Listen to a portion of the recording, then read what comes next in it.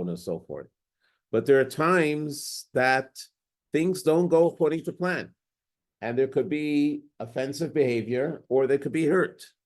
Some examples will come up on the board, if I can get it to you. You speak to your husband and you want to know where he was, and he went to the bar and he told you that he was working late. So you feel like the fact that he lied to you is a trust issue.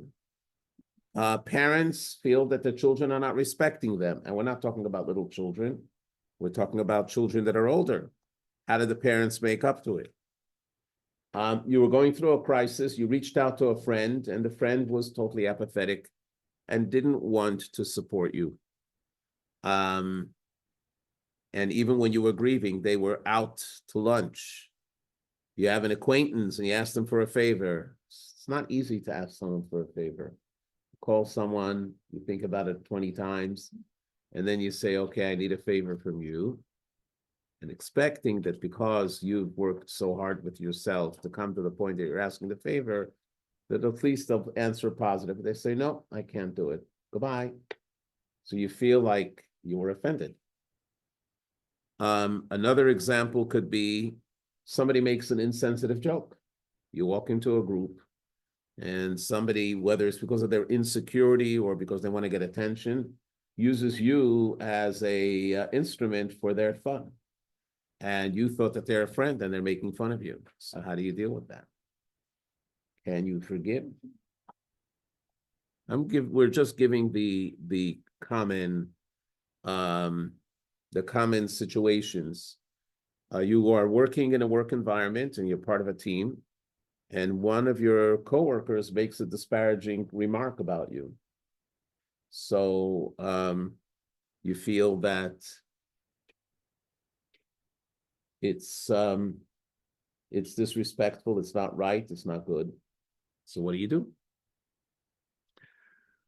So basically, when people that are close to each other, before I go that, we're also going to learn that sometimes, we talk about us being victimized. Sometimes we can be the one that's the offender. And then the question is, what is our obligation? What do we need to do to set it straight? So difficulties in life are inevitable. This is the way God created the world. People have different personalities and people have different drives. Also, sometimes it could be an innocent thing that happened where a person is under stress and they lash out. Whatever it is, we're not saying that it's justified, it's right, but there are situations that these things happen. And when these things happen, it causes a lot of pain. And then we find ourselves on a crossroads, because if we let it go, the relationships can weaken. And it means that we pull apart from each other. Or we can be proactive and try to mend these connections.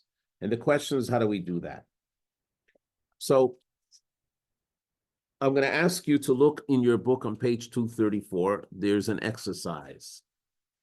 And we have 2 questions. Question number 1 is, which is harder, asking for forgiveness or granting it? What do you think? Granting it is harder. Asking is easier. You think so? It's very interesting because it's a mixed bag. To some people, it's humiliating or it's difficult to ask for forgiveness, or it's just uncomfortable. And to some people, asking forgiveness is not such an issue, but granting forgiveness is a problem. Because if they feel that they were really wronged, they're not ready to forgive. But the real question then comes in, what is the definition of forgiveness? How do you define forgiveness? And forgiveness is something which is a topic that is very big in psychology, and it has different dimensions. Can anyone jump in and say, what are the different dimensions of forgiveness? Apology. That's not the forgiveness. Apology is when someone apologizes to you, then as a result of that, you will forgive. Now, what does the forgive mean? Forgive, you truly forgive, You just look away, you say, listen, I'm not going to be bothered by it, which is called forgive and forget. Do you forgive and you still have a grudge? Do you forgive with a full heart? Now, granted, a lot of it has to do with the way the person asked for forgiveness. But the reason that psychology has a lot to say about it is because this is an issue in life that people have to deal with. And I would venture to say that a very high percentage of cases where people come to a therapist or to a Disney counselor. Secret Santa Holiday Giveaway Show is brought to you by the following. Water Mix Inside Complete Care. Customizable brushing and water flossing in one device. He's supposed to mute all. Water Inside Fusion lets you brush and... I don't know if that's being done deliberate or as people don't realize. I'm asking everybody that's on, please mute yourself because it comes out. Okay. Where are we up to? So the art of forgiveness is very important. And in psychology, I said the majority of counseling cases is where people feel hurt or inadequate because someone else offended them, and they're trying to know, how do I deal with it? And the focus over there is not the offender. On the contrary, the offender, as long as they remain the monster, it's very difficult to go on with life. So the main issue is how to go on with life. And it's a very good thing. So we're going to do a little overview of where we're up to, the why of forgiveness and the how of forgiveness. So let's talk based on the theme that we've talked until now. There are two approaches. There's two models. One is the animal soul model, and the other one is the divine soul model. Leo? Oh. Because he muted us so loud.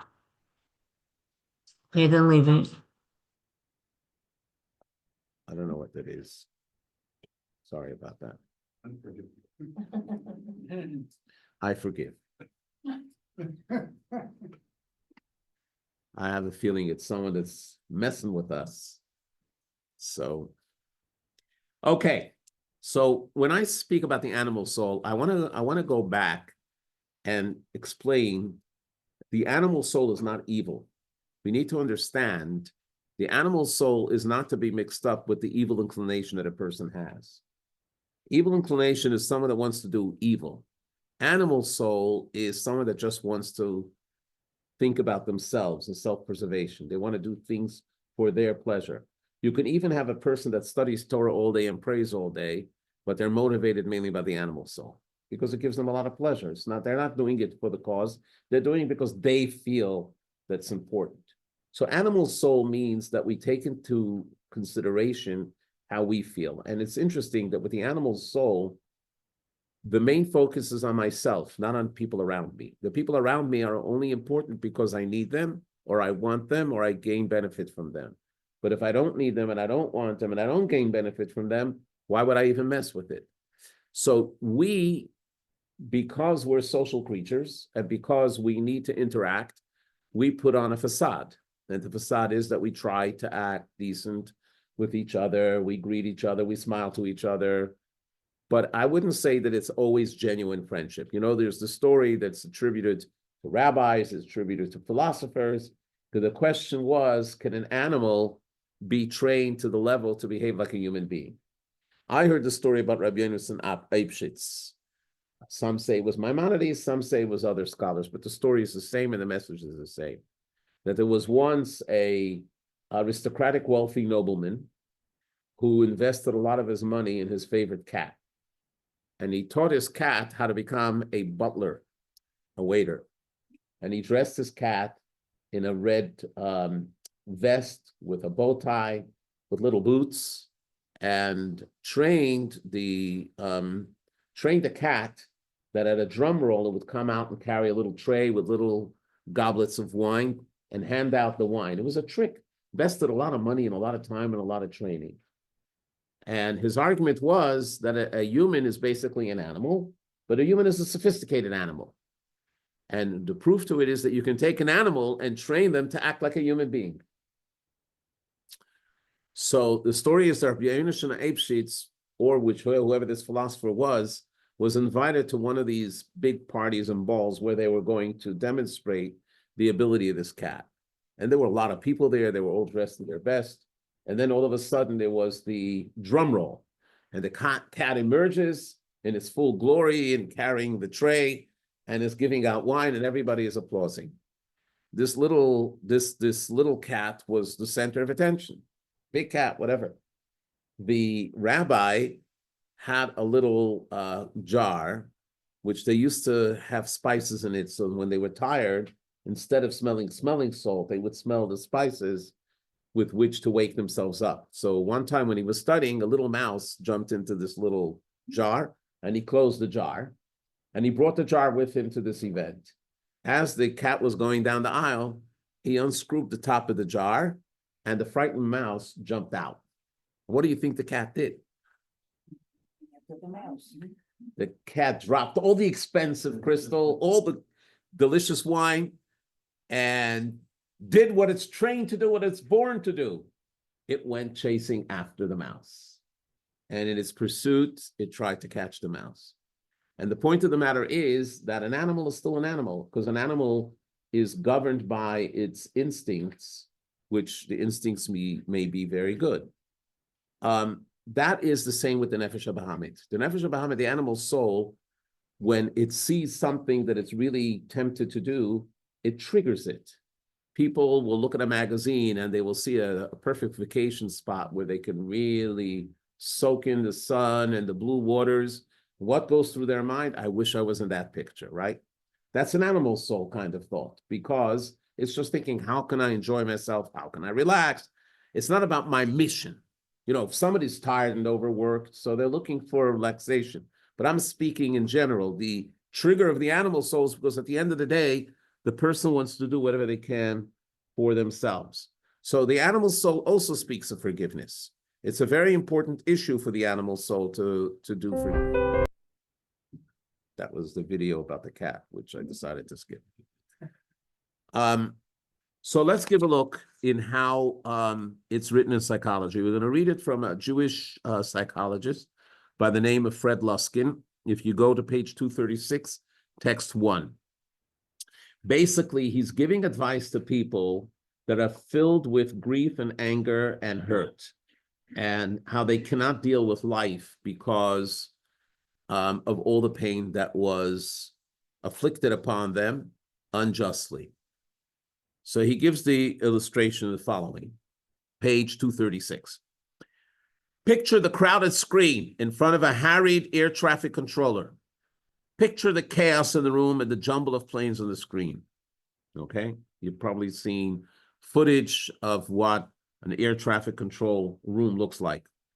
Now imagine that your unresolved grievances are the planes on the screen that have been circling for days and weeks on end. Most of the other planes have landed, but your unresolved grievances continue to take up precious airspace, draining resources that may be needed in an emergency. Having them on screen forces you to work harder and increases the chance for accidents. The grievance planes become a source of stress, and burnout is often the result. So how do you deal with it? What does psychology say? Psychology says you got to forgive. Why do you have to forgive? You can't let them dwell in your mind rent-free. That's one of the most famous phrases. Another one is, imagine you're taking headache medicine. Someone else takes headache medicine that your headache should go away. In other words, what you're doing is not going to help the other person whatsoever. So, in other words, let's say the other person has a headache and you take the medicine, it's not going to take it away. So they always use these cliches. And here he gives an example of a bunch of them. Forgiveness is the peace you learn to feel when you allow the circling planes to land. Just make peace with it. Just don't carry the grudge. Just let it land and just go on life. Forgiveness is for you and not for the offender.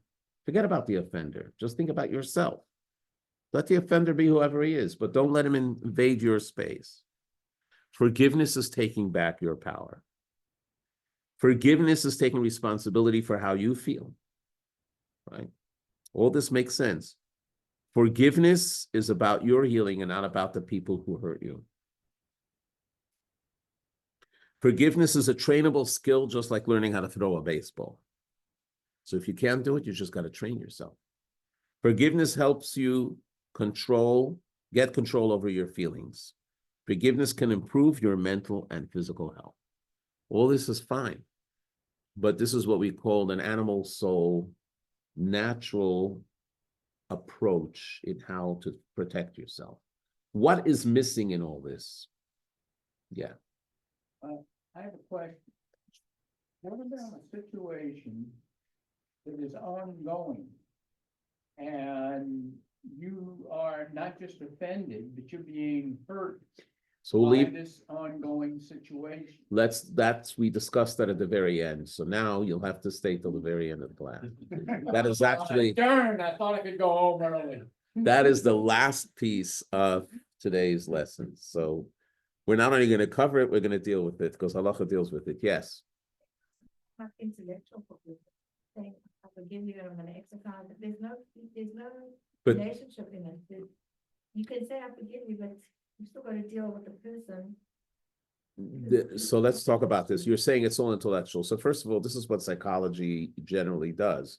You have to use your mind to be able to control your heart. Because without your mind, you can't control your heart. By the way, this is not the Torah perspective. We're going to go off to a different side entirely.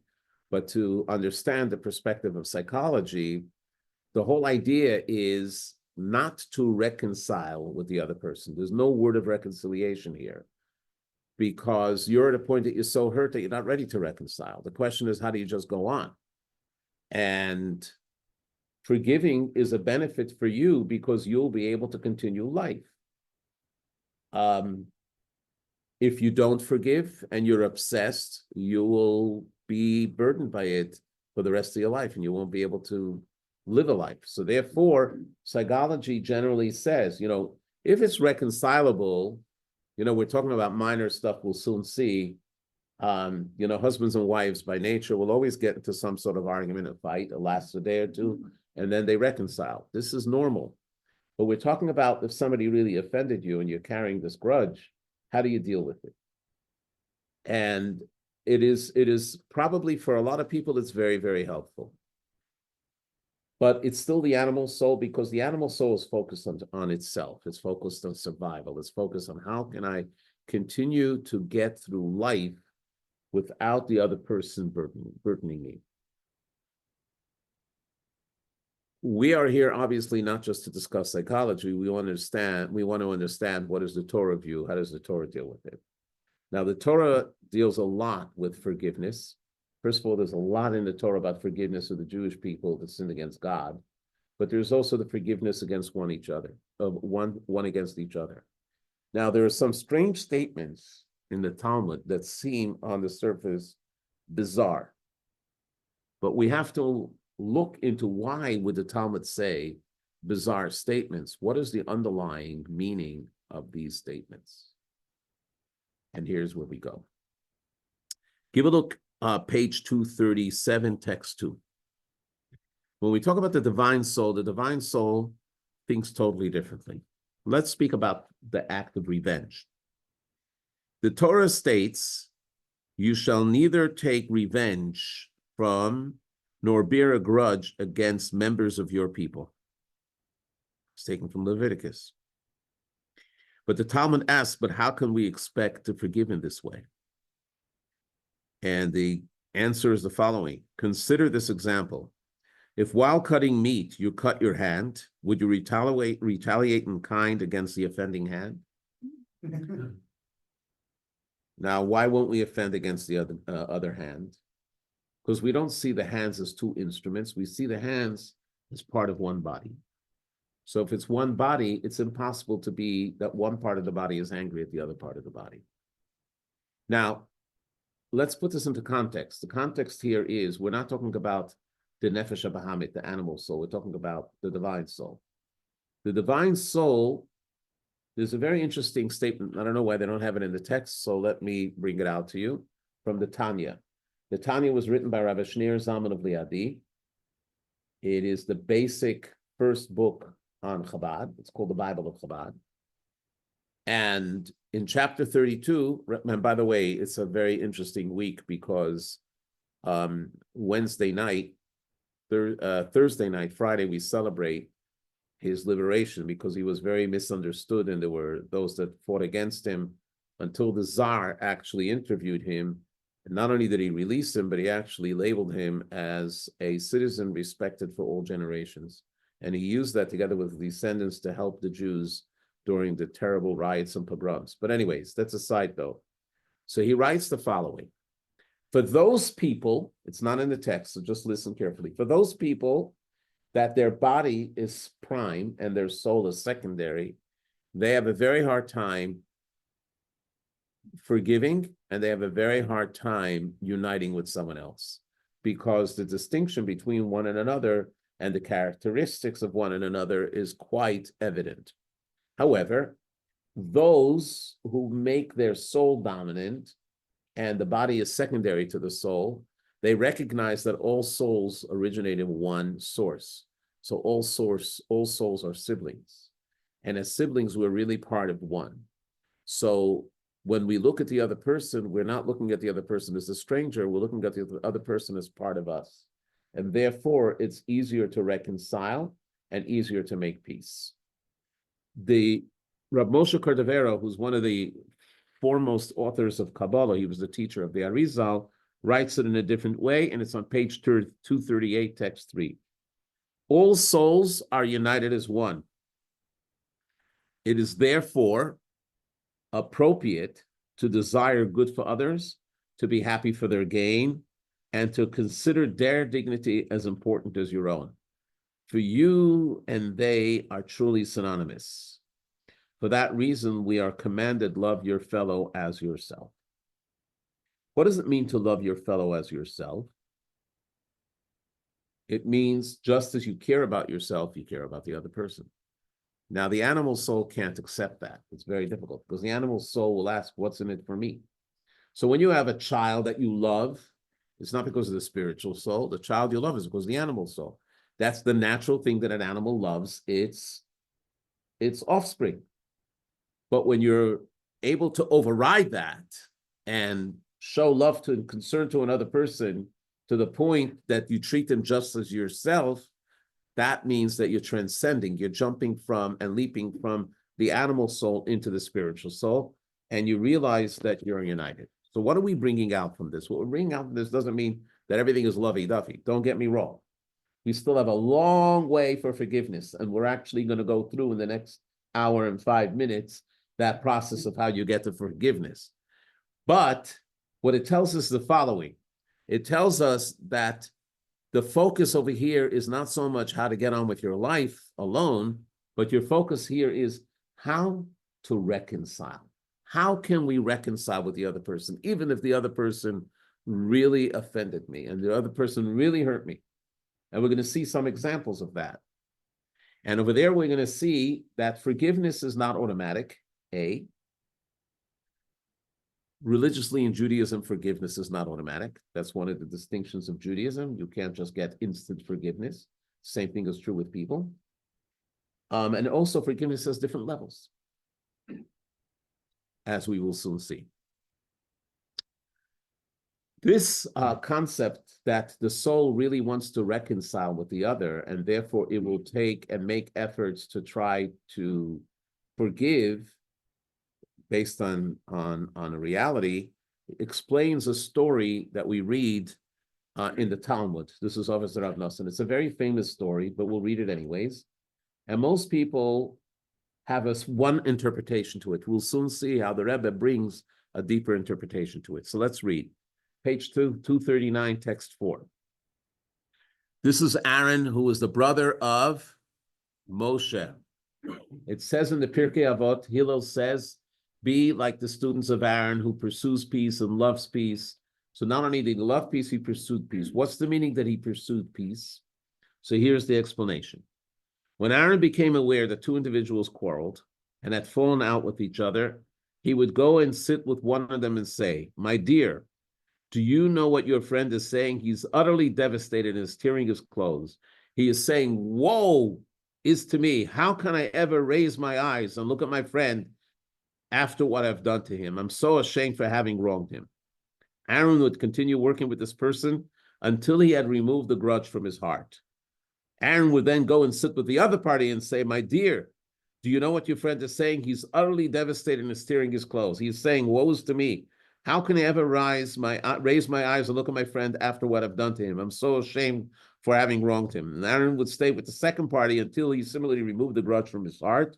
When the two individuals would later meet, they would hug and kiss each other in reconciliation. It's a very famous story of Aaron, that Aaron didn't only like peace, but he pursued peace. But here's a question. What question comes to mind? The principle of truth, right? It seems that Aaron would bend the truth in order to achieve his goal of reconciliation. And it is interesting that in the Torah, it mentions many times that even though the name of Torah is Torah Emet, and when we recite the blessings over the Torah, we say, he has given us Torah Emet, the true Torah. So there's a story in the Medrash. Story in the Medrash is that when God created the world, truth and peace both approached God, and they said, we can't coexist. Think about that. Truth and peace cannot coexist. So what do you think God did? The Medrash says that God took truth and slid it to the ground. And he said, I'd rather have peace in my world. It's a very powerful Medrash. And based on that, people say that even though the Torah itself says, Midvar Sheker Tirkol, that one has to distance themselves from lies or fraud, the only exception is if they bring peace with each other. So in practical application, you overlook a fault of another person and you still keep the friendship. Or if somebody asks you to say something negative about another person, you keep the peace and you don't say the negative. So that is how this is explained. The Rebbe comes along and says there's a deeper way of looking at it. Not to negate the first one. Remember, when there's levels, it doesn't mean that the deeper level negates the first level. It means it allows you to see it from a different perspective, which is much deeper than what it appears on the surface. So what does he say? Based on what we learned now, that all souls are truly united, and they're all one, and they seek to be united with each other. So even though this person doesn't realize that he wants to be friends with the other person, or in the case of a husband and wife, because we say bringing peace and reconciliation between a couple is one of the biggest mitzvahs, but because the inner soul wants to do what God wants and has a love of godliness and has a love for the godliness that is found in other people as well, so therefore on the soul level, Aaron was 100% right. Now, only someone that can see the soul in everybody can actually come up with this interpretation. There's a story about the Rebbe. In 1986, when the Rebbe was already in his 80s, getting to his 80s, he started a new custom, which he didn't do before. In the early years, he would take people in for audiences all night, 3 times a week. Then it became twice a week. But it became so many people, so the Rebbe stopped it for 10 years. And then all of a sudden on Sundays, he came out and he would stand by a special place. There are pictures, there's a video running here that Rabbi Cohen's family put up. And the Rebbe would stand for 5-6 hours without interruption and greet an average between 5,000 to 6,000 people, give them $1, sometimes $2, as an emissary to give to tzedakah. And he would give them blessings and he would listen to them and give them advice. Fascinating stories were from there. There was once a woman who wasn't that young, and she stood in line for 4 or 5 hours. And when her turn came to stand in front of the Rebbe, she asked the Rebbe, how do you do it? And the Rebbe said, you never tire from looking at diamonds. He saw the soul of every human being. Believe me, he saw the faults and he saw the downside, he saw everything, but he also saw the soul. So therefore, he says here that Aaron saw the soul, and on the level of the soul really wanted to reconcile and connect. And that's why it's so important for us to make the soul dominant. And how do we nurture the soul? By studying Torah and doing mitzvahs. And that's why the doing of the mitzvahs is also to follow the command, but nevertheless, it helps us nourish the soul. Now we're going to go into the process. The process of forgiveness ain't an easy one. So we're going to start with a funny story.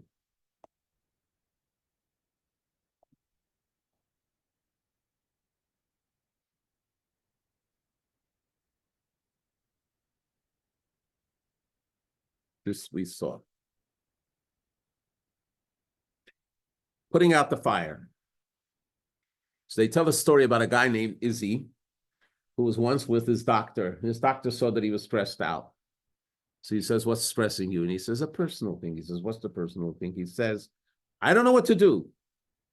Every day, my wife seems to lose her temper on me, and it scares me. I don't know what to do. The doctor says, I have a solution for you. I have a cure. The next time your wife gets upset with you, fill your mouth with water and swish it. And keep on swishing it until she leaves the room or until she goes to bed. Follow my instructions and your life is going to be great. So after 2 weeks, he comes back to the doctor and he says, it's a miracle, it worked. What's in the water that helped me come to that? And the doctor says, it ain't the water, it's your mouth. You shut up, you were quiet. Right? What does this mean? It means that the natural reaction when someone is accused or someone is in a place where they're offending, that they defend themselves. And in their defense, as we learned in the very beginning, they take the offense. So they feel that they cannot remain indebted to the person that said something nasty, even though it may have not been a nasty thing, but they see it, and what does it do? It just makes the fire greater and greater and greater. Next. What's going on with the computer? So we're going to read a very interesting statement, and I'm going to introduce you to a word that car mechanics use. Let's give a look, text 241. Text 241, the Talmud says, the world endures only because those who choose to remain silent during a quarrel. The actual word in Hebrew is not, what is quiet in Hebrew? Everyone that went to Hebrew school knows. When the teacher wants to get you quiet, how do they say? Sheket. But if you look into Hebrew here, it doesn't say the word sheket even once. There's a Hebrew word that says bolem. Mi shebolem. What does the word bolem mean? Ask an Israeli. What is blamot? Like a defender. It's the brakes. How do you say brakes in Hebrew? No, that's the English. It's blima. Huh? Huh? Matzor means to stop. No, but blima. Livlom means to give the brakes. That's what it means, to stop. Bolem means to stop something, to hold yourself back, like what you said, matzor. Hitapkut, which means to hold themselves back. That is the idea that happens here. In the English vernacular, it's to bite your lips. Now, we're not speaking about forgiveness yet. Right now, we're talking about putting out the fire. I was going to use a word, but then it became politically wrong, and that was to de-escalate. But because there was so much in the news lately about de-escalation, so I decided not to use it. But it means the same thing. Lower the flame, lower the heat. You cannot, remember we talked about this last week, you cannot appease a person in the moment of anger. Wait it out. Because if you appease them in the moment of anger, they get angrier. So that's why you have to just be quiet, acknowledge it, and leave it. Secondly, when people get very angry, they can start saying foolish things that they later regret. And then it becomes a problem. We find even by Moshe Rabbeinu, by the way, that Moshe Rabbeinu got angry 3 times. And each of the 3 times that he got angry, he made an error. He got angry at the Jewish people when God told him to speak to the rock, and he hit the rock the first time. The next time was hitting the rock. Another thing is when Aaron's sons died, he got very angry at Aaron because there was a whole balagan in the temple, and he forgot which offerings had to be brought, and Aaron calmly told him what has to be done. And then there was another time when this is a famous story, when there was a story with the Midianites after Balak and Bilam, when Moshe sent the Jewish army to conquer those countries, and they came back with the loot. So he got very angry because he thought that they kept the loot for themselves. So he misspoke, and he didn't remember that you have to kosherize the vessels. So this is a concept that even by holy people, when they get angry, if they continue to heat up the anger, they make mistakes and go out of range. So the first thing that we have to do in this step of forgiveness is to try to get quiet. That's not forgiveness, but just to keep things quiet. It's called the interim period. Now, the sages didn't want that the interim period should last very long. They wanted it to go pretty quick, but nevertheless, they wanted that there should be quiet, and then you can sit down and think about reconciliation. Now, here's another one. Do you remember last week we learned that it says, do not bear a grudge against your friend, right? And then it says, you shall admonish your friend. So one of the things that we learned was that before you admonish someone, you need to take out the negativity from your heart, otherwise you can't admonish them. But the truth of the matter is that there's another teaching from that verse as well. And that is very important, and Maimonides talks about this very strongly in the laws of character development. Let's give a look, page 242, text 6.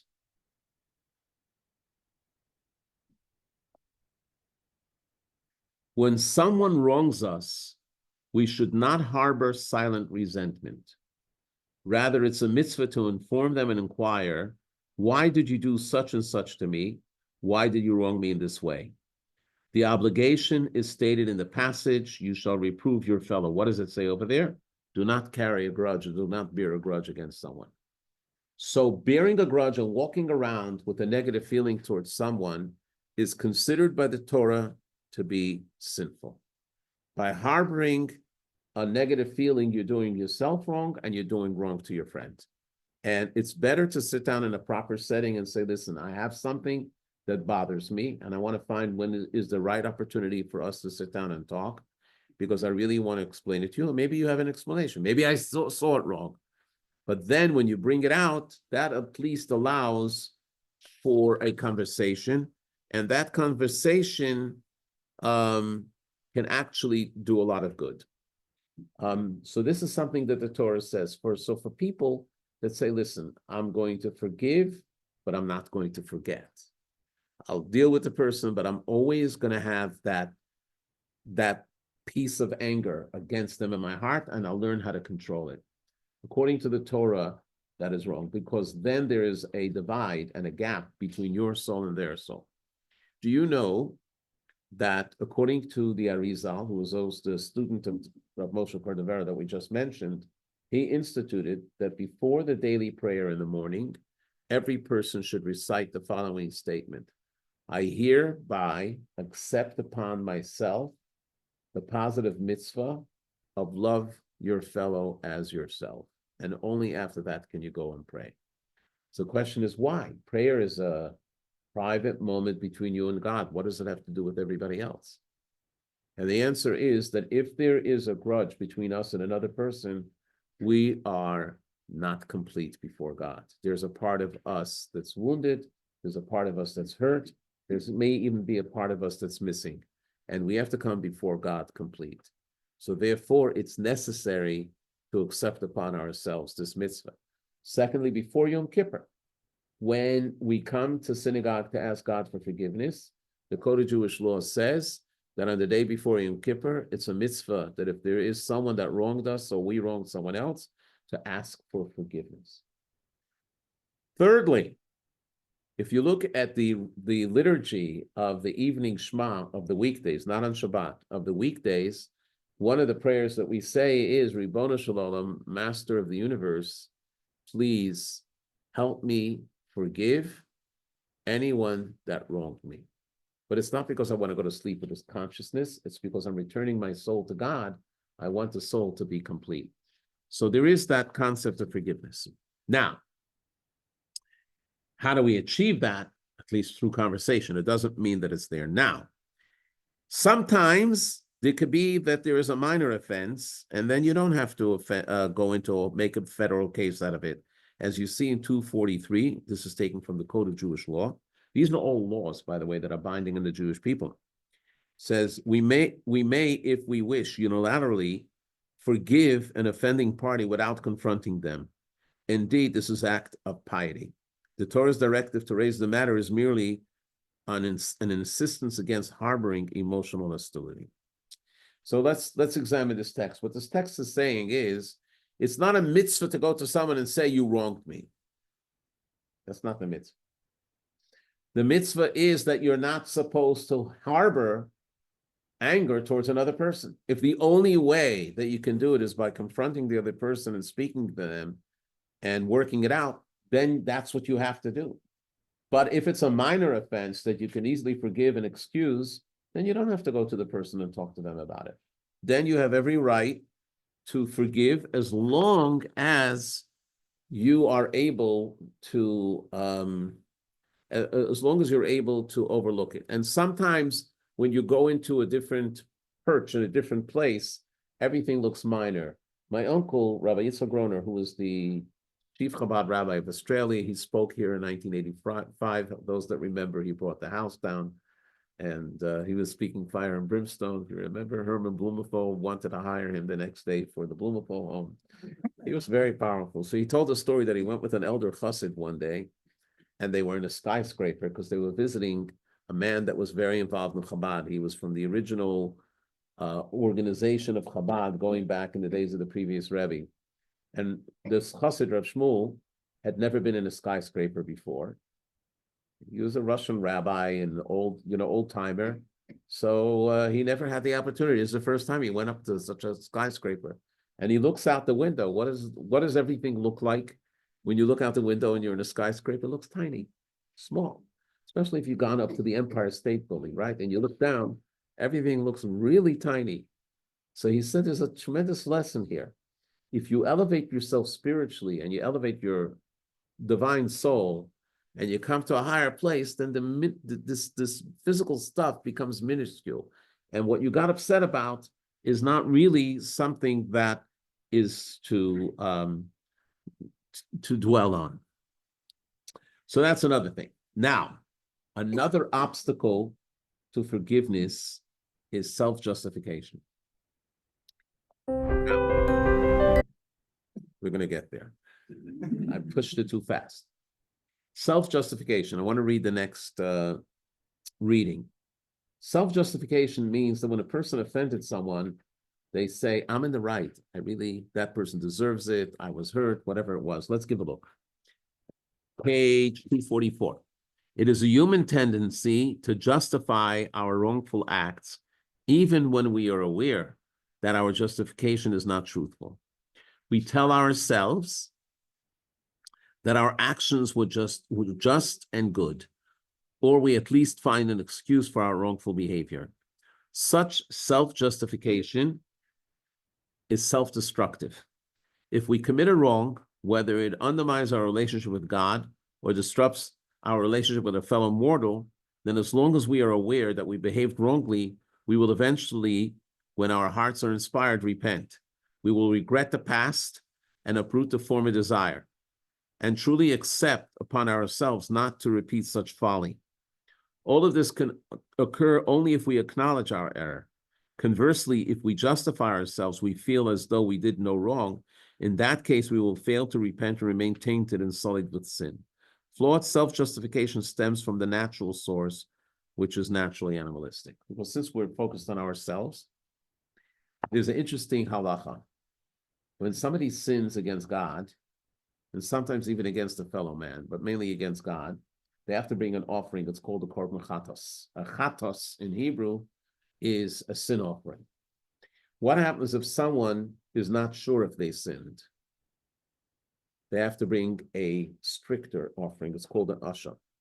And an asham is more obligatory, and you can never get out of it.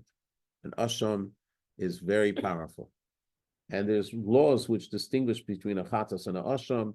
If a chatas gets lost, you may not have to replace it, but if an asham gets lost, you have to replace it. So the question is, why is the asham stricter? And the answer is, when someone knows that they wronged someone else or they sinned, so when they repent and they ask for forgiveness, they're honest and truthful. But if someone is busy justifying themselves and they don't know exactly if it was an actual wrong deed, so they don't do tshuva, they don't repent with a full heart.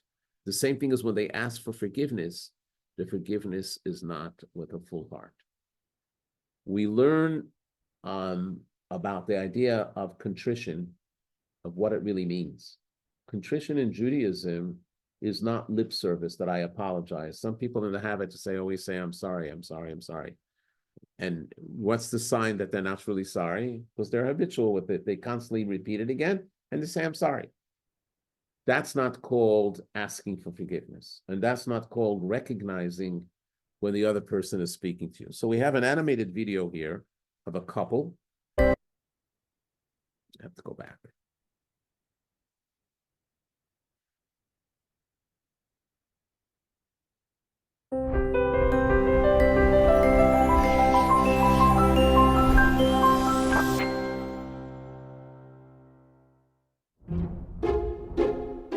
Yesterday, Noah and Mia argued over their parenting styles. As this disagreement escalated, Noah blurted out, I don't have time for your emotional baggage. You're lucky I put up with you. Why can't you be like Jack's wife, Rachel? Today, Noah and Mia want to put that silly altercation behind them. But Noah finds apologizing difficult and is using strategies to avoid responsibility. We'll replay the scene several times. Whenever Noah uses an avoidance tactic, we'll buzz him and delete that instinct from his emotional catalog. While this doesn't work in real life, seeing where Noah goes wrong can help us get it right. Noah, I was very hurt by what you said yesterday. Oh, come on, Mia. You're being overly dramatic. It wasn't a big deal. You're making a mountain out of a molehill.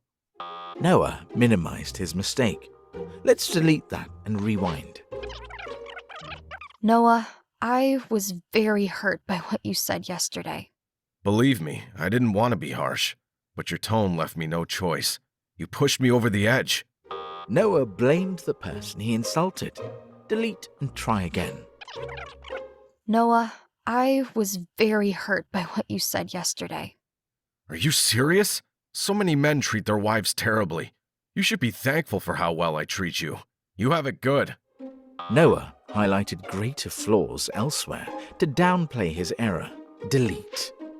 Noah, I was very hurt by what you said yesterday. Mia, you needed to hear it for your own good. The truth sometimes hurts. I only said that because I care. Noah invoked a higher value to justify his error. Delete. Noah, I was very hurt by what you said yesterday. Yeah, it was unfortunate. But I had a rough day at the office, and my back pain didn't help. Understand my situation. Noah blamed external factors instead of taking responsibility. Delete. Noah, I was very hurt by what you said yesterday. Mia, I didn't mean what I said. It came out wrong. Perhaps a bit better, but Noah is still denying responsibility. They both know it was a jab, so denying it adds insult to injury. Delete. To avoid these common pitfalls in denying responsibility, recall that at your deepest identity, you are a divine soul, a part of God, the essence of truth. The next time a self-justification springs to mind, let your soul guide you. Ask yourself, is my justification accurate? What would God say? What does my soul say? Noah, I was very hurt by what you said yesterday. You're right, Mia. I'm really sorry for what I said. It was untrue and unfair, and I could see how much it hurt you. I want to be better, and I'll work on not letting my frustration get the best of me. Noah takes full responsibility without making excuses, deflecting, or minimizing Mia's feelings. Well done.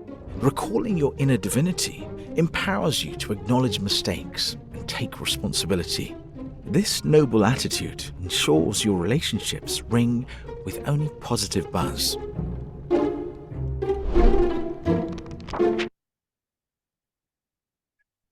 So, again, when we speak about the offender takes responsibility, this is about the forgiveness. I cannot emphasize this enough, that when someone is asking forgiveness because they want their conscience to be cleared, they're doing it for themselves. Or sometimes there could be someone that's asking for forgiveness, but in the wrong place. There's a story with Simon Wiesenthal, that when he was in one of the camps, he was grabbed by a Nazi soldier who said, "I need to take you to the hospital," where the officers were. And he brought him in front of a Nazi officer. And the Nazi officer was crying. And he confessed that he killed hundreds, maybe thousands of Jews. And he's looking for a Jew to forgive him. And what did Simon Wiesenthal do? He ran out. This became one of the ethical dilemmas that were discussed by ethicists. This man wanted to have forgiveness. Should he forgive him or not? And when Simon Wiesenthal was asked about it, he said, "My reason that I ran out was, I don't have the right to speak for the victims that suffered under him. If they want to forgive him, that's their choice, but not me." So when we talk about forgiveness, the forgiveness, has to be serious, but it also has to be in the right place. Then we're going to learn another thing. There was a man in Brooklyn that I remember. He was a businessman, but he must have been on the spectrum, because he really believed that the world was created for him. And I'll give you one example. In New York City, it's very hard to find parking places because there's alternate side of the street parking, no parking zones. It's one of the burdens of having a car, unless you have a private garage. Now, he would park wherever he went. He was a wealthy man. So if he had nowhere else to park but in front of a fire hydrant, in those days it was a $25 fine. He says, "Look, in some places in Manhattan, you have to pay $25 an hour. I got away with $25 a day." It was just his mind, until he accumulated so many tickets that he was hauled off to prison. But the point of the matter is that sometimes people think that they can pay their way out, or they have taken care of making it right and it's finished. So we'll see here an interesting law. So this is the law of hurting or injuring another person. 246, page 9a. One who injures another is obliged to pay 5 kinds of compensation. This is something that we find in the Talmud. It's something that we find in the Code of Jewish Law and in Maimonides. What are the 5 things? A, it's called nezek, the damage. It's not in the text. I'm just saying it outside. One is the damage that they have caused. One is the damage that they have caused to the body. Secondly, they have to pay for the pain. Thirdly, they have to pay for the medical bills. And fourth, they have to pay for loss of employment. And 5, they have to pay for the embarrassment or the humiliation. In fact, the Rambam actually writes in detail different kinds of beatings that a person gives to another person, which merits different kinds of pay for shame. Okay. Now, what happens if this person comes to court and he says, "I am guilty. I'm the one that injured the person." And they get this person evaluated to see how much damage was to the body. Then they see how much pain he had. And then they get the hospital bill or the doctor's bill. And then they look at the loss of employment of how many weeks he was unemployed. And then they evaluate how much shame he has. And it's a pretty big bill. And he says, "I really feel sorry." And he pays the bill. Now what? Talmud says that's not enough. Not enough. Even after providing these payments, God will not forgive until the offender requests forgiveness from the victim. So there's this idea that you have to ask for forgiveness. It's interesting that if one hurts an animal, they also have to pay, but you can't ask forgiveness from an animal. If somebody damages property, they don't have to ask forgiveness. But if somebody hurts another person, they have to ask forgiveness. Yet, conversely, on the other side, if we give a look in text 9b, one who vexes another, if only verbally, needs to placate the victim. This is the idea that we have to forgive.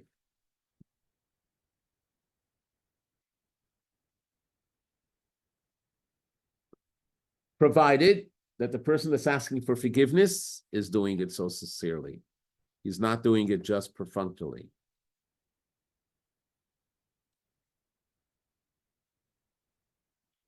We don't expect that the person should forgive the first time. Immediate forgiveness may not be within the grasp of the learned heart. So therefore, as you give a look in text 10, if the victim is not mollified in the first try, the offender should return and attempt a second time using a different approach. The second time doesn't mean 5 minutes later, calling him up and say, do you forgive me? Like I'll check it off the list. It means actually trying to do something to really be able to get the person for forgiveness. If the victim is not placated, the offender should return. And if the victim is not modified, he should try a second time. If the victim is not placated, the offender should return and attempt a third time using a third approach. Each one is a different approach. After the third attempt, the offender need not pursue the matter any longer. If an offender desires to be extra stringent, additional attempts are permitted.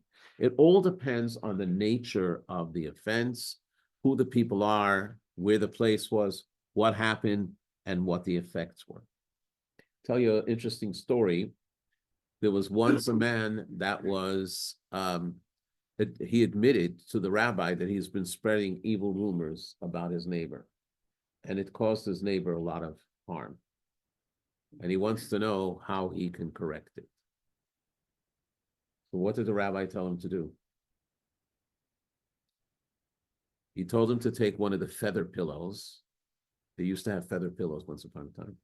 Take one of the feather pillows, go on a mountaintop outside the city, tear the lining of the pillow, and let the feathers fly everywhere. So he did that. Feathers flew all around. Then he came back to the rabbi. He says, now what? The rabbi said, now go collect them. The fact that you spread rumors about another person, you don't know how far it went. So there are stories. There's a story. I'm not going to keep you longer because I know where the text finishes, so don't worry about it. We're almost at the end. So I will tell you a story. There was a story with a wealthy man who was a great Torah scholar, but he had one major fault. He couldn't bring himself to share anything with anyone else. And there was one time when he was in the synagogue, there was a very poor person that was traveling through, and this poor person was discovered to be a Torah scholar as well. And he engaged and talked with him. And he was so impressed, he says, please come to my house when I'm having dinner. He didn't say, please come and have dinner with me. Come to my house when I'm having dinner. So he came, and the poor man was starving. And the wealthy man had a full meal, didn't offer even a breadcrumb. And this man was engaged in Torah. And then when he left, he passed away from hunger. Well, there was a very big tumult in heaven. The rabbi of the town was a very pious man, and he called this man and he said, you should know that in heaven, they are so upset with you that they feel that there's no, you're going to have to suffer a terrible death just to feel pain. And he said, what did I do? And he said, this is what you did. And he told him the story. And he says, you have no idea what kind of pain you did. And he finally felt it. He felt what it was. And he says, no, that's not enough.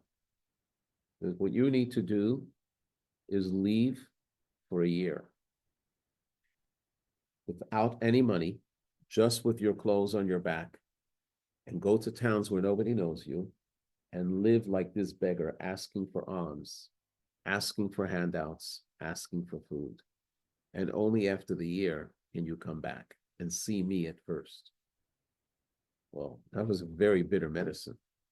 But he was weighing his options, death or exile. He chose exile. So he went, and as time went on, his garments became worn out. In fact, he couldn't wear them anymore. He had to find clothes in a bazaar somewhere that they were giving out clothes.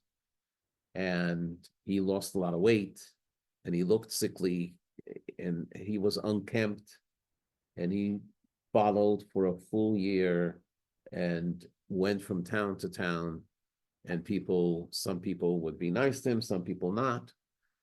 By the end of the year, he came back to the rabbi. He looked like a terrible, terrible, terrible mess. And he says, now what? He says, you're not finished. Go to your house, knock on the door, and ask for bread.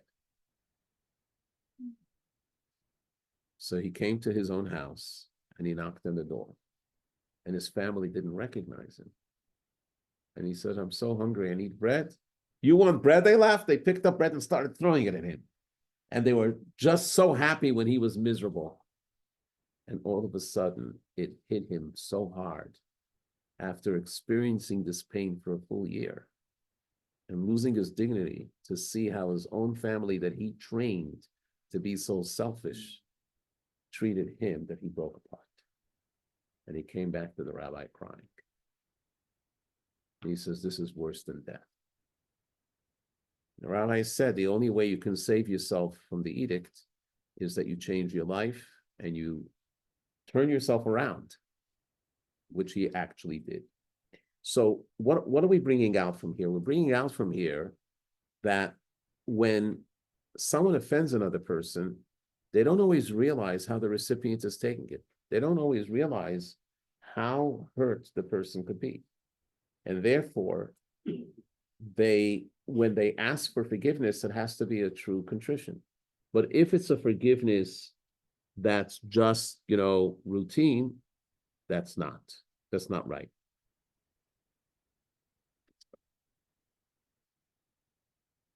So this is why we find the next statement from Maimonides, text 11, page 249. Once the offender has requested and pleaded for the victim's forgiveness, and the victim knows that the offender indeed repented of sin and regrets the wrongful act, the victim should forgive.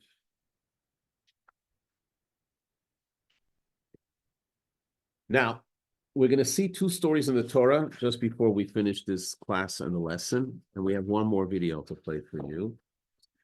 So don't run away, and then we're going to answer your question. I haven't forgotten it. Okay. So there's a story about Avram Avinu and Sarah. The story happened twice, once in Egypt, and the other time it happened in a place called Gerar, which is actually part of Israel. Avram and Sarah came there for a visit because there was a famine in the rest of the land. There was a king. The king's name was Avimelech. And this king was told that this woman that came with this man was extremely beautiful, and he had a desire to take her for himself. Furthermore, when they asked Avram, who is this woman? He said, it's my sister. So he figured she is single. Why not have her? When he brought her to his palace, God, in his kindness, came to Avimelech and said to him, don't you dare touch that woman. She's a married woman. And he brought sickness upon the house of Avimelech, including Avimelech himself. Avimelech realized that he did wrong. And what he did was he let Sarah free. And to atone for his sins, he gave Avram a tremendous amount of money and cattle. And that's where we see that Avram came back to Israel. He came back with all of this, these funds. Now, it doesn't say anything about him being healed from the illness that God threw on him. So let's give a look. Page 250, text 12a. Where does the Torah teach us that a victim should not act cruelly by withholding forgiveness? In the verse, Avram prayed to God, and God healed Avimelech. So even though Avimelech was attempting to violate Sarah, but once he asked for forgiveness, Abraham prayed for him. Then we have another story. And the reason we're contrasting these two stories is because they're two polar opposites, as we're going to see in a minute. Another story is that the Jewish people always rebelling against Moshe. At one point, they were tired of wandering in the desert, and they wanted normal food and water, and they rioted against Moshe. And they accused Moshe of malice. And eventually, they asked for forgiveness. And as a result, Moshe prayed for them. And God did a miracle when he told them to put up the copper snake, and they all were fine, right? So what does it say? Moses prayed. This teaches us when we're asked to forgive, we should not cruelly refuse. The Rebbe explains that these two stories are polar opposites. In the case of Abraham, Abraham did not pursue reconciliation. All he pursued was that the offender should no longer suffer. So he prayed to God that this person should be healed. And he didn't have any other interaction with him. The interaction was later with his son Yitzchak, but not with him. And it's a good model. It's a good model. You forgive and you pray, but there's no true reconciliation. On the other hand, in Moshe's case, it was totally different. We know that Moshe had unconditional love for the Jewish people. And so many times he went to bat for them, even to the point where he said to God, if you don't forgive them, erase my name from the book, right? So his forgiveness was much more than theirs, but also because they were truly contrite. It's interesting that the verse, when you look at the original verse, it says, Vayitpalel Moshe ba'ad ha'am, that Moshe prayed for the sake of the people. He saw them as his people. Not only that, when God told him that if you put up a copper snake and they look at it, they'll be healed. We're not going into the whole reason how that mystical thing could heal them. That's a separate discussion. So Moshe didn't run to the treasury of the Mishkan and say, hey, I need to save the people. Give me the money from the treasury and I'll make the copper thing. He took his own money because he was interested in seeing their welfare. So therefore, because his love for the people was so intense and so deep, for that reason, his forgiveness was also deeper. And this gives us two different scenarios of forgiveness. In one case, I think I have the copies here. Yeah, you see the difference between the two. In one case, we have what's called limited forgiveness. It doesn't amount to harmonious unity between the two. All that they accomplish is that there's no negative feelings lingering on. And that is called a basic forgiveness. However, by Moshe, it was a complete forgiveness. What does a complete forgiveness mean? This is where I want to go with a different level of forgiveness. We always use our own behavior towards God as an example. So let's talk about the Jewish people sinning against God with the golden calf. That was the greatest sin possible. That's akin to adultery in a marriage. Imagine a couple gets married, and 2 nights or 3 nights or a week after the wedding night, the guy decides he's going to cheat with someone, right? It breaks the whole trust. The same thing is here. God married the Jewish people, gave them the Torah, and 40 days later, they built an idol. They built a golden calf. So that's the idolatry that they did. So what did Moses do? Moses cried, and he immediately punished the offenders, and he went up to God, and he says, even before he descended, he asked God for forgiveness. And at first God said, no, I'm going to destroy them. And then God said, okay, I forgive them. Moshe wasn't happy. He went up for another 80 days. 40 and 40. And the second 40 days, he studied the oral Torah. The last 40 days was the beginning of Elul, Rosh Chodesh Elul, and he asked God for complete forgiveness. And he said, I want you to show me your face. I want to see your inside. I want to know how you respond. And God taught him the 13 attributes of mercy. And after the pleading and the begging for 40 days of fasting, finally on the 10th day of Tishrei, which is Yom Kippur, God says, I have forgiven as you have spoken. What is the meaning of the words, I have forgiven as you have spoken? You should have said, if you're giving the way you requested. What does it say? Kidvarecha. Salachti kidvarecha. I forgave the way you spoke. Because Moshe was insisting on complete forgiveness. Complete forgiveness is not only that there's no stain, not only that the relationship is restored, but it's restored as if they're standing under the canopy. And that is a very high level after someone sins. That takes a tremendous amount of contrition, a tremendous amount of soul searching, a tremendous amount of effort to really show that you want to be together. So that level of forgiveness, when someone shows it, we need to forgive them. And that's what we're talking about. But then we had the question, can there be a case where there is an exception? So what are the exceptions? Lesson 6. Oh, Lesson 6. Master the book. that's the video. I'll show you 1 second.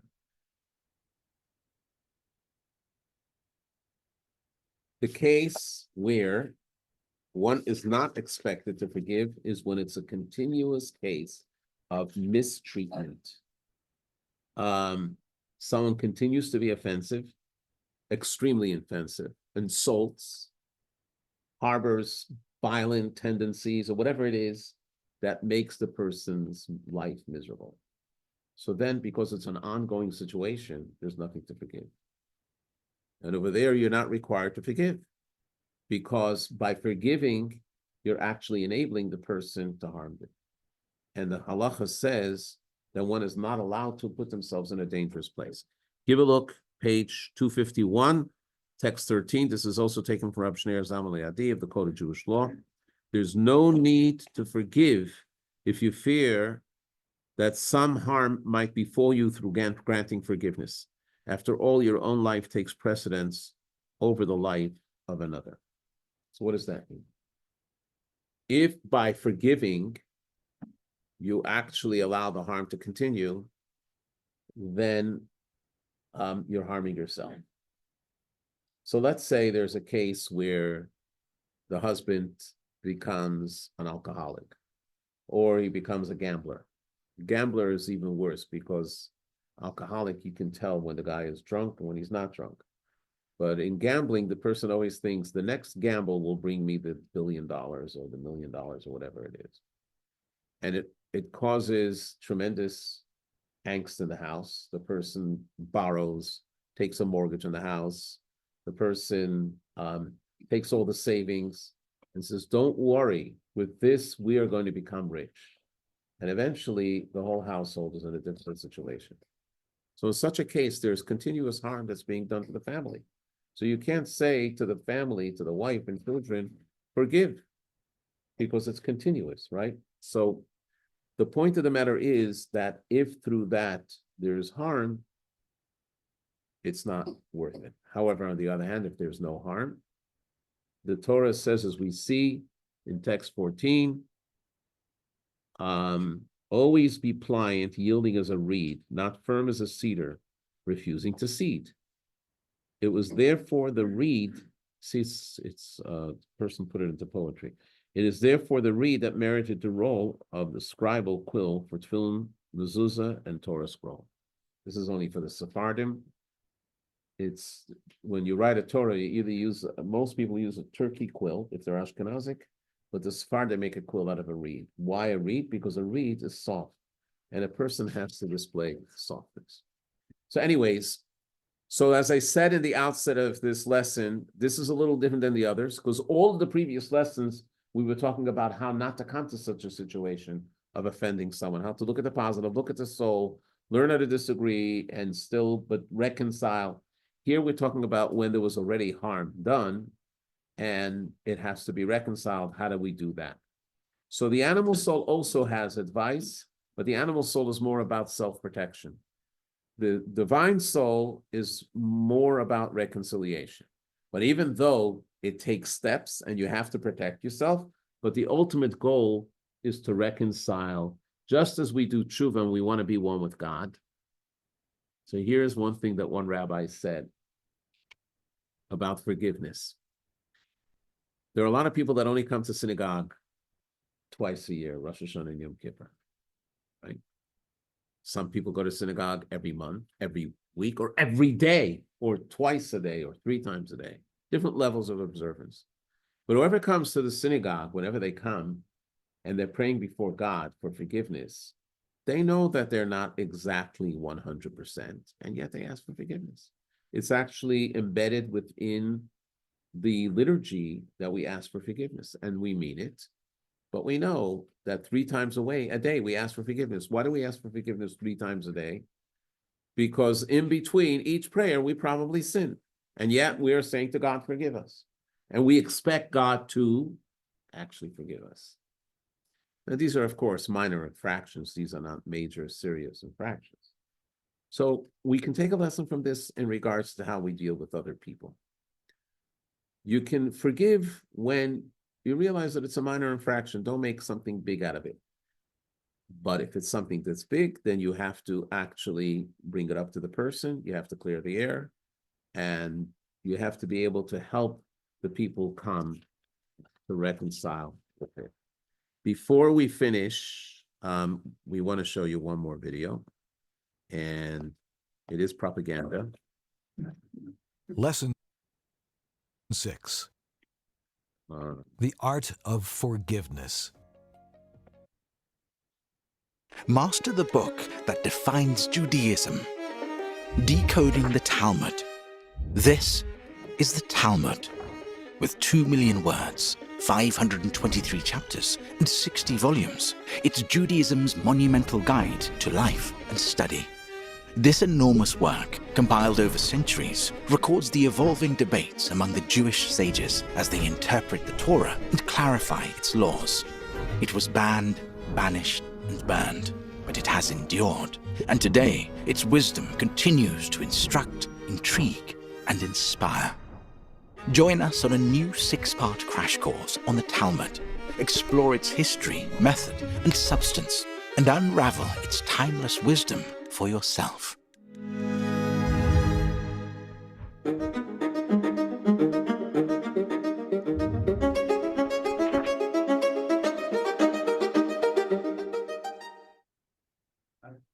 Okay.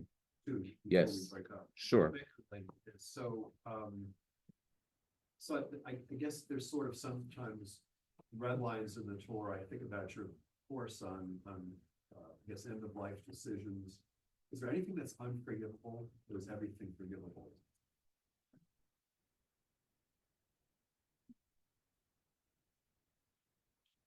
You're talking about God or towards humans? Towards humans.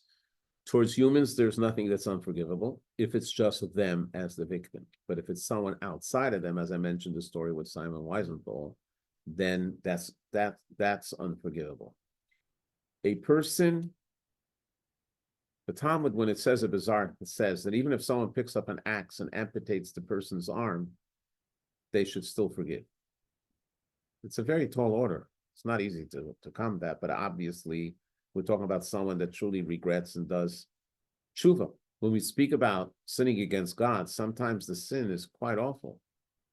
Now, forgiveness comes at different levels and different stages. There's some forgiveness that doesn't come until death. But the truth of the matter is that if the real question is the person truly contrite? Has the person truly changed? There's a story in the Talmud about a fellow by the name of Elazar ben Durdaya. Elazar ben Durdaya was a man that the Torah says that he did as many sins that he can possibly do in his lifetime. And one time when he was in the synagogue, he heard the rabbi say, there are those that can actually acquire their world to come with one turn. And all of a sudden he realized how far he's gone. So he fell to the ground and he put his head between his knees and he began to cry and beg God for forgiveness. And he cried so much that his soul expired and he died. And it says Rabbi Judah the Prince was there and he cried as well. There are different interpretations of why he cried. Some said because how could it be that he should be able to merit it? But others, so there's a story that I mentioned about the Holocaust. I think I mentioned it in this class, I can mention it again.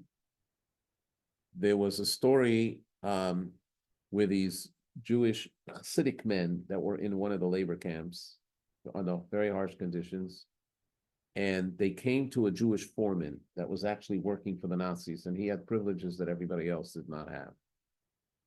Because he was very gifted, he was very talented, and he was a benefit to the Nazis. And he was totally unreligious, and he mocked religion, and he made fun of the religious Jews, even in the camp. But this group came to him and said that next week is Yom Kippur, and we would like, if on that day we could be assigned to an easier labor, that we won't have to violate Yom Kippur, but we would also be able to pray. They would pray by heart. And the man, for whatever reason, said, let me see. And then a day before Yom Kippur, he came to him and he says, yes, I arranged that you're going to be in the officers' quarters. They had a cottage by the edge of the camp, and you're going to be basically cleaning the cottage. And you'll be for yourselves the whole day. I will take the responsibility. I'll be there with you as well. So they were delighted. In their emaciated state, they came into the cottage on Yom Kippur morning. They had their rabbi who led them in prayers silently, and they had to, clean the blinds and sweep the floor and wash dishes, whatever they had to do. At 12 o'clock, the Nazi officer who was in charge of the camp comes in with a few soldiers with a tray laden with freshly cooked, delicious food. And he says, you Jews are doing a good job. Why don't you come and eat? That was Yom Kippur. Now, they knew that the Nazi was doing it specifically to make fun of them because it was Yom Kippur and to watch them violate it. So they stood paralyzed and they didn't go over to the food. So the foreman said to the Nazi officer, he said, whatever his salutation was, your highness, your order, or whatever, he said, these men are not going to eat because it's a fast day. So the officer pulled his gun out of the holster and he put it to the temple of this foreman, who was a sinning Jew, who mocked everything. And he says, you're a Jew, you dog, you eat. And the man said, I'm not going to eat. He says, if you're not going to eat, I'm going to blow your brains out. And he didn't eat. And guess what? The Nazi killed him. And he killed him on the spot by shooting him in the head. And then the soldiers grabbed the tray and walked out. Question: such a person who sinned all of his life, violated so much of the laws, at this point he was tested in his faith. He was tested in his unity with his fellow Jews. He was tested in his observance of Yom Kippur. Would you consider him a Baal Tshuva or not? Did God forgive him? And the answer is yes, because he paid the ultimate price. However, he comes up to heaven without anything, bereft of any positive deeds, except this last one.